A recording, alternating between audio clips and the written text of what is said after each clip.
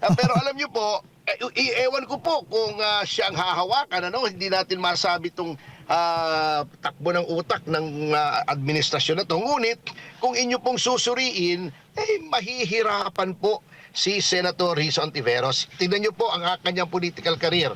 2 beses pong tumakbo yan ng senador. Olats. Yung pangatlong beses niya, nanalo siya. Kaya lang, siya ay number 11 out of 12. Ang number 12 noon ay si Laila De Lima. Then, re-election. Can you imagine, nakaupo na siya. Siya ay na-expose na. At nagkaroon na siya ng maraming exposure, maraming pondo. Pero, nung lumaban siya uli for election, bumaba palalo ang rating niya. 12 out of 12.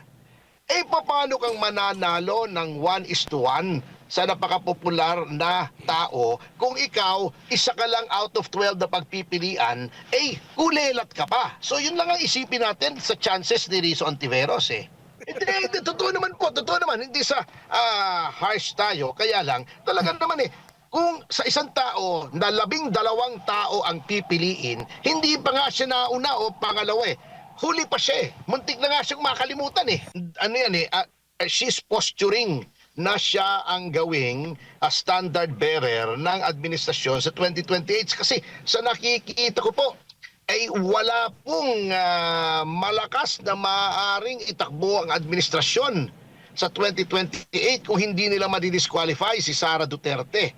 Kaya ang nakikita ko pong nagpo-posture yan, ito yung opinion ko lamang naman, hindi ko sinasabing ako ang pinakamagaling na political analyst kasi yung very much abused yung designation of political analyst Pati si Richard Heyderian, pati si Falsis nga ay sinasabing mga political analyst sila, kaya lang with emphasis on the word anal. Oo.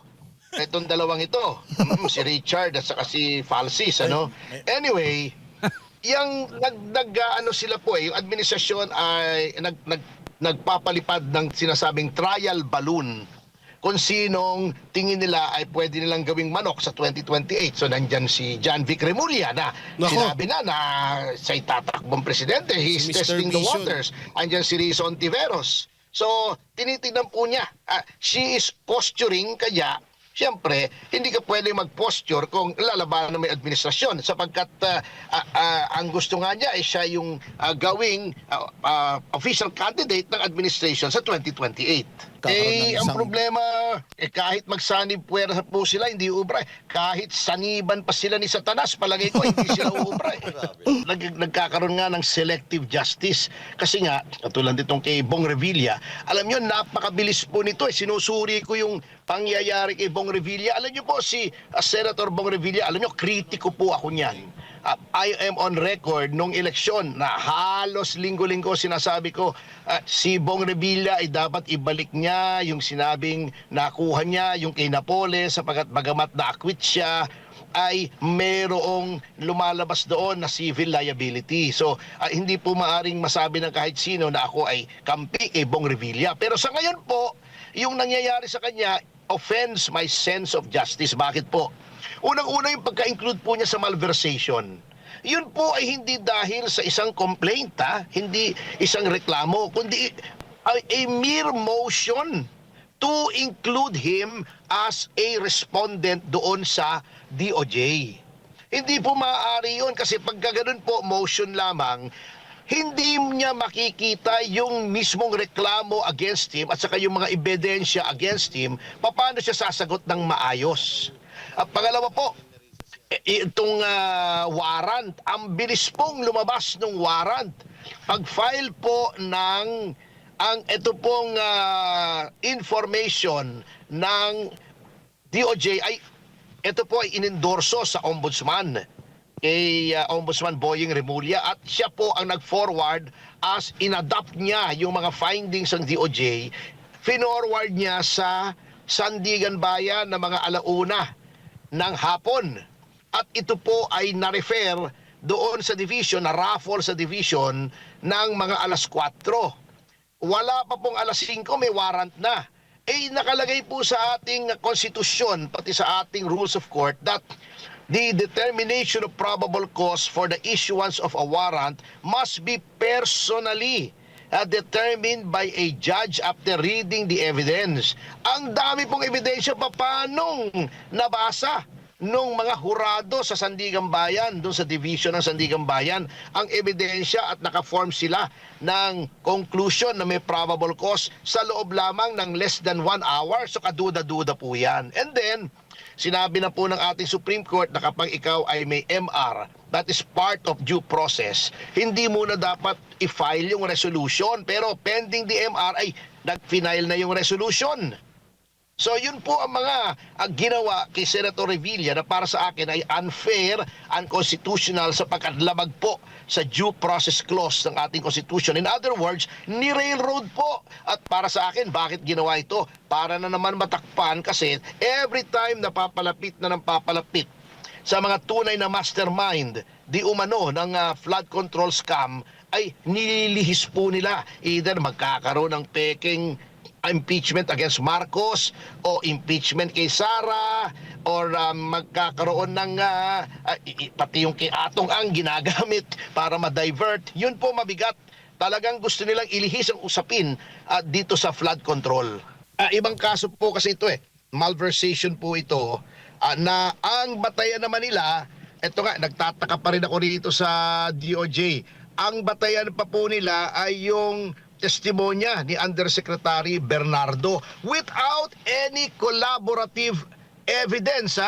Walang corroborative evidence. Ito, alam niyo po, sinabi ng Korte Suprema doon po sa kaso ng Tamargo na meron pong doktrinang res inter alios acta. Ibig sabihin, the acts of a third person cannot bind you. Ano pong ibig sabihin ito? Kung bakit nagkaroon po ng itong doktrina ang ating Korte Suprema. Ito po kasi, delikado po kasi kung yung isang tao na magkukumpisal na gumawa ng krimen at magtututuro ay basta-basta paniniwalaan. O let us say, meron po akong pinatay na tao. Let's say na ang pangalan ng taong yon ay Bongbong. Hindi naman si Pangulo yun, siyempre. And ano lang, palayaw lang yun ng tao. Ibang tao yun, ano? Pinatay ko. And then nahuli ako. And then sasabihin ko, pinatay ko nga po si Bongbong. Ngunit pinapatay sa akin ni Boss Tata. Inutusan ako, binigyan ako ng 100,000 piso, kalahating milyong piso, binigyan ako ng barel kaya pinatay ko. Then sasabihin ko, gawin niyo po ng pumatay. Pag nahuli magtututuro, diligtas na siya, state witness siya, hindi siya makakalaboso. Diligtas na siya. So, ganun po yung doktrinang yun. Delikado po. Kung isang tao lamang at walang ibang ebidensya ang nagtuturo.